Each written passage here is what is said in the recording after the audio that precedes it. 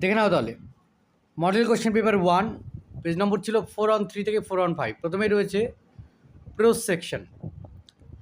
প্রথম প্রশ্ন ছিল how did the girl at Deoli respond to the narrator's gaze. যে ন্যারেটর যখন এক দৃষ্টিতে তাকিয়েছিল তখন দেউলি স্টেশনের মেয়েটা তার প্রতিক্রিয়া কেমনভাবে ব্যক্ত করেছিল। উত্তর হচ্ছে she was shy but looked back. সে লাজুক ছিল কিন্তু ফিরে তাকিয়েছিল।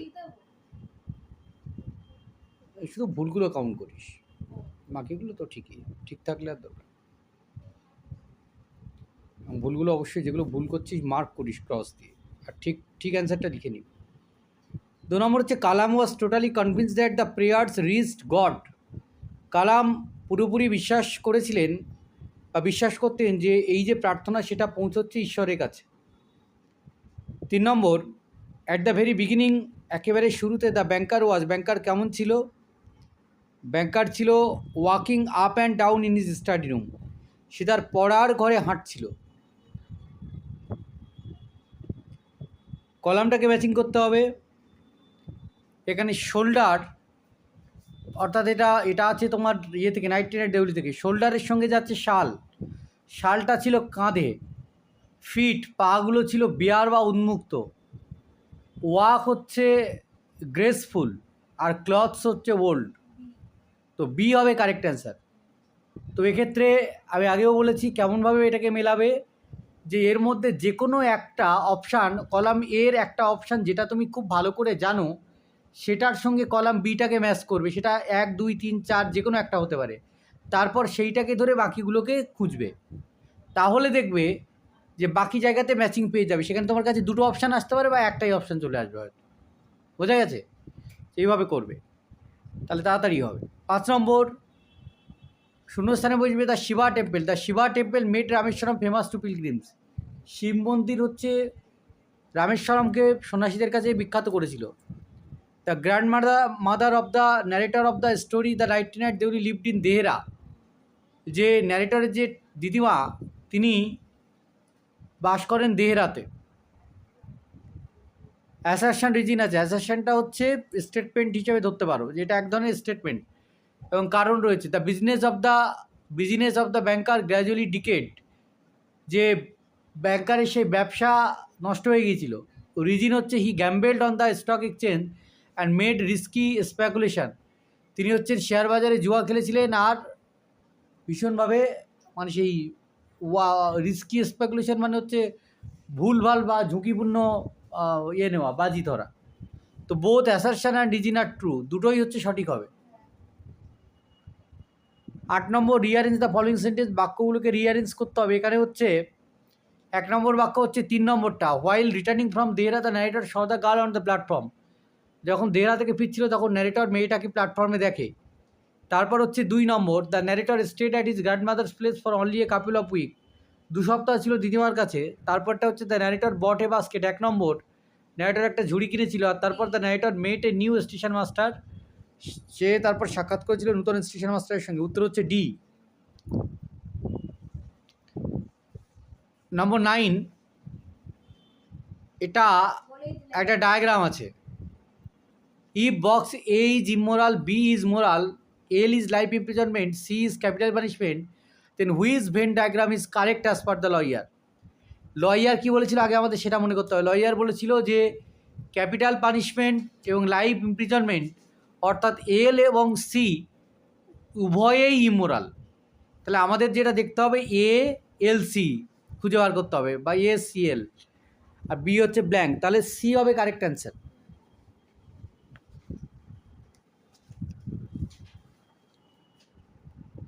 এবার হচ্ছে কেস। কেস হচ্ছে আমাদের এটা পড়তে হবে, পড়ার পরে বুঝতে হবে কোনটা অ্যান্সার হতে পারে।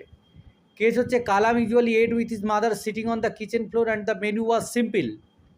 This primarily help Kalam to. বলছে কালাম হচ্ছে তার মায়ের সঙ্গে রান্নাঘরের মেঝেতে বসে খেত। খুব সাধারণ মানে মেনু ছিল খুব সাধারণ। এটা কালামকে মানে প্রাথমিকভাবে সাহায্য করেছিল কি করতে? Learn the value of simplicity over luxury. এটা তাকে শিখিয়েছিল কিভাবে আরামের সঙ্গে না থেকেও মানে সরলতার মূল্যবোধ তাকে শিখিয়েছিল। এবার কবিতা। In the line I will drink life to the lees Ulysses means that, এই লাইনটা ইউলিসিস কী বলতে চেয়েছেন? He wants to live life to the fullest embracing every experience. 11 যে তিনি তার সম্পূর্ণ জীবনটাকে কী করতে চান? অভিজ্ঞতা, যতদিন বেঁচে আছে ততদিন তিনি অভিজ্ঞতা অর্জন করতে চান। 12 নম্বর, the deathless trees are seen in Borrowdale. মৃত্যুহীন গাছ দেখতে পাওয়া যায় বড়োডেল উপত্যকাতে। এখানে একটা কথা বলে রাখি, সেটা হচ্ছে এমসিকিউ প্রশ্ন উত্তরের ক্ষেত্রে সঠিক করার প্রথম উপায় হচ্ছে প্রশ্ন পড়ার পর সেই প্রশ্নের উত্তর কী হতে পারে এটা প্রথমেই আন্দাজ করো, যে আমি এই প্রশ্নটা পড়লাম, তাহলে এর উত্তরটা ঠিক কী হতে পারে।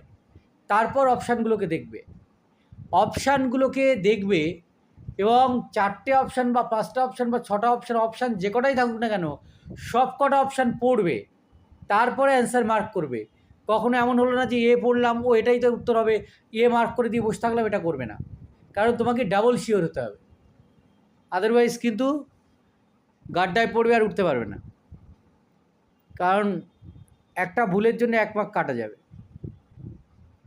Ulysses believe that some work of Nobel dash May yet to be done. Nobel note হবে, যে তিনি বিশ্বাস করেন NOTE কবিতা ভালো করে পড়তে হবে কবিতার প্রশ্ন উত্তর করার জন্যে। কবিতার লাইনগুলো ভালো করে পড়তে হবে, একদম পুরো নাকের ডগায় রাখতে হবে না লাইনগুলোকে।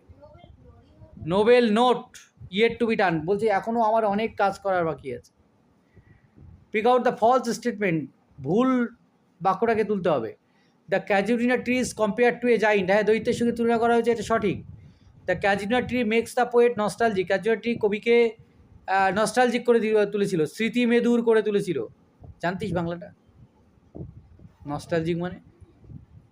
তুই বলিস না তো, আমি তো শুধু নস্টালজিক বলিস, তুই বাংলাটা বলিস। 3 নম্বর, the poet feels an in depth connection with the tree, কবি সেই গাছটার সঙ্গে একটা গভীর একটা আকর্ষণ অনুভব করেন, এটাও ঠিক। তাহলে 4 নম্বরটা ভুল হবে আর কি। The poet does not seek anything to protect the tree, কবি গাছটাকে বাঁচিয়ে রাখার জন্য কিছু চান না, তিনি কবিতা লিখছেন গাছটাকে বাঁচিয়ে রাখার জন্য। তাহলে 4 নম্বরটা হচ্ছে ভুল। এবার হচ্ছে অ্যাসারশন অ্যান্ড রিজিন। অ্যাসারশন হচ্ছে at night garden overflows with sweet song, রাত্রেবেলা বাগানটা ভরে ওঠে মিষ্টি গানে। রিজিনটা কী হবে? রিজিন হবে darkling sings on the casuarina tree, কারণ সেই গুবরে পোকা ডাকে ক্যাজুরিনা গাছে।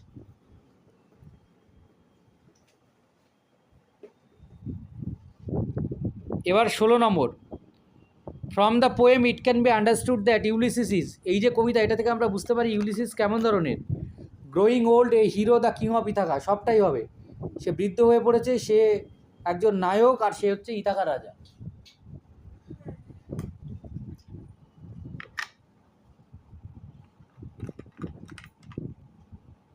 আবার কলাম ম্যাচিং আছে। মারমার হচ্ছে এক ধরনের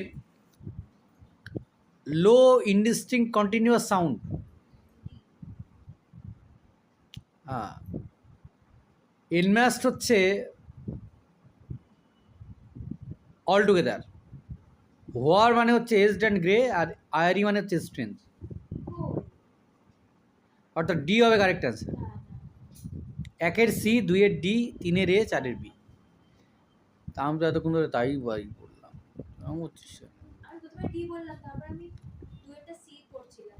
the phrase eternal silence in the poem Ulysses is an example of, eternal সাইলেন্সটা হচ্ছে অ্যান এফিমিজম,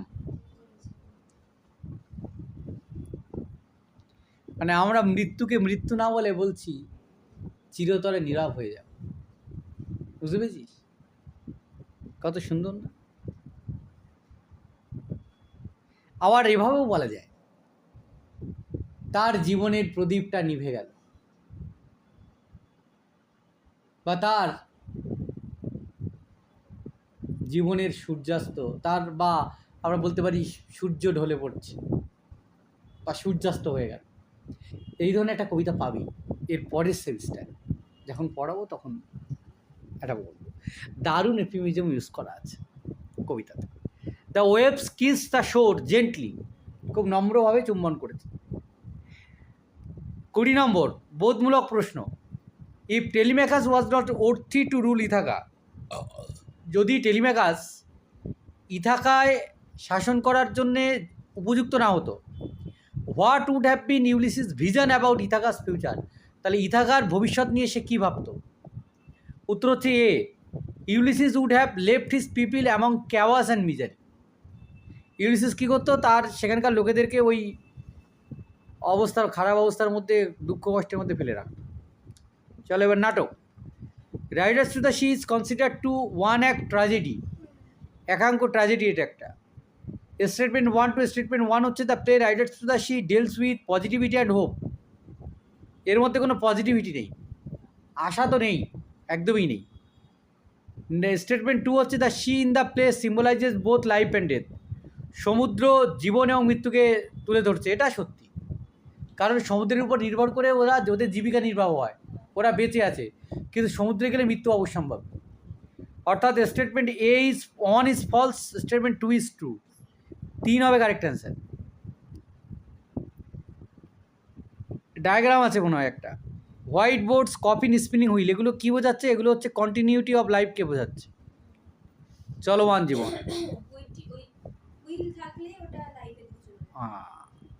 চাকা। The play is set on an island of the west coast of Ireland. নাটকটা হচ্ছে আয়ারল্যান্ডের পশ্চিম উপকূলের আরান আইল্যান্ডকে নিয়ে হয়েছে। কলাম ম্যাচিংয়ের হচ্ছে মেক কফিনস, কফিন তৈরি করেছিল কে? ওল্ড ম্যান হচ্ছে কফিন তৈরি করেছিল। Providing religious preaching and comfort, এটা হচ্ছে প্রিস্ট। ফিশিং অ্যান্ড ড্রয়িং হচ্ছে মাইকেল। আর nailing when one dies on the sea, old man. অর্থাৎ ডি হবে কারেক্ট অ্যান্সার। টেক্সচুয়াল গ্রামার দেখে নাও। She saw that I was looking at her intently, intently noun form use করতে হবে, সেটা হচ্ছে ইন্টেনশান, তাহলে এ হবে correct answer. She saw that I was looking at her with utmost intention. 2 নম্বর, I have not tried the death penalty, I have not tried imprisonment for life, join করতে হবে either or দিয়ে, তাহলে A হবে correct answer. I have not tried either death penalty or imprisonment for life. 28, the poet said his pony of spring live about and play, narration change করলে correct answer A, the poet said that his pony of spring lived about and played. 29, in spite this advantages he possessing great innate wisdom, error correction করলে correct answer A, despite this advantages he possess great innate wisdom. বাক্য ভালোভাবে পড়তে হবে, তাহলেই হচ্ছে error correction correct করতে পারবে। 30 number, we don't have now that strength which in old age moved earth and heaven, split করলে হবে correct answer B, in old age we moved earth and heaven, we do not have a strength now, B হবে correct answer. Comprehension unseen রয়েছে, এটা রয়েছে national aeronautics and space administration নিয়ে, যেখানে astronaut Sunita Williams, Butch Wilmore এরা গিয়েছিল আর কি সেই ইন্টারন্যাশনাল স্পেস স্টেশন থেকে, এবং সেখানে তাদের মিশন ছিল 8 দিনের জন্যে। 8 দিনের জন্য মিশন থাকলেও তারা হচ্ছে সেখানে আটকে পড়েছিল অনেক দিনের জন্য। তো তারা অবশেষে ফিরে এসেছিল আর কি। আর যতদিন না ফিরে আসে ততদিন তাদের সঙ্গে যোগাযোগ রাখা হয়েছিল, এবং সেখানে এই পৃথিবী থেকে সেখানে কী হচ্ছে ওই পাঠানো হতো, ড্রাগন ক্যাপসুলের মাধ্যমে তাদের এই প্রতিনিয়ত সব জিনিসপত্র রসদ পাঠানো হয়েছে। হ্যাঁ, আর তারা যে স্পেস ক্র্যাফটে করে, যেটাতে মানে সমস্যা ছিল বলে ফিরতে পারেনি, পরবর্তীকালে তারা ফিরে এসেছে। 31 দেখে নাও। The scientific experiments done by the 2 astronauts while staying in space includes both A and C হবে, testing stem cells technology and studies on plant growth in microgravity. ঠিক আছে, আচ্ছা এখানে বলে দিই, সেটা হচ্ছে আনসিন সঠিক করার জন্য তোমাকে যেটা করতে হবে সেটা হচ্ছে প্রথমে আনসিনটা পড়বে এবং তারপর তার প্রশ্নগুলো পড়বে। আনসিনের শুধুমাত্র প্রথম 5টা প্রশ্ন পড়লেই হবে, কারণ প্রথম 5টা টেক্সচুয়াল, পরের মানে টেক্সচুয়াল কোশ্চেনের সঙ্গে যুক্ত, পরের 5টা গ্রামার। তাহলে প্রথম 5টা পড়বে এবং আনসিনটা পড়বে, আর দ্বিতীয়বার পড়বে, পড়ে মার্ক করে অ্যান্সার করে নেবে, তাহলে সহজে হয়ে যাবে। কোন কোন কোশ্চেনগুলো তাহলে কোন কোন জায়গায় মার্ক করতে হবে বুঝে যাবে। স্টেটমেন্ট রিজিন আছে, medical experts will now closely monitor the astronaut for a certain period of time. Reason হচ্ছে their long stay in space might have expose the astronaut to potential health issues. Correct answer হবে D, both assertion and reason are true and reason is the correct explanation for assertion. True statement তোমাকে pick করতে হবে। True statement হচ্ছে 1 আর 3। The two astronaut return to earth on March 19, 2025 and 3 number হচ্ছে Sunita Williams is an astronaut of NASA. 34 the two astronaut were schedule to return to earth by mid June হবে, schedule ছিল আর কি, ফেরার জন্য তাদের নির্ধারিত ছিল মিড জুনে। What is the full name of highest Indian standard time?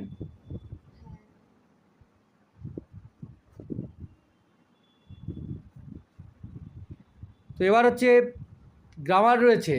Detected শব্দটা এখানে কী ধরনের পার্টস অফ স্পিচ? এটা একটা ভার্ব, কারণ অক্সিলারির পরেই মেন ভার্ব বসে। Which option among the following is the correct passive from the of the sentence? অর্থাৎ ভয়েস চেঞ্জ করতে হবে। কারেক্ট অ্যান্সার হচ্ছে A. Over 150 unique scientific experiments and technology demonstration were also conducted by Sunita Williams and Butch Wilmore. এরপর চলে যাও 38। Which one among the following means expressing possibility, potential. 39 হচ্ছে among the following which one is the correct meaning for astronauts, person who travels into space. 40 হচ্ছে which one among the following does not mean unique, ordinary, খুব সাধারণ। তাহলে হয়ে গেল 40টা। এবার এই out of 40 তুমি কত পেয়েছো সেটা মার্ক করো, সেটা খুব জরুরি। কত হয়েছে? 36। বাহ, খুব ভালো হয়েছে।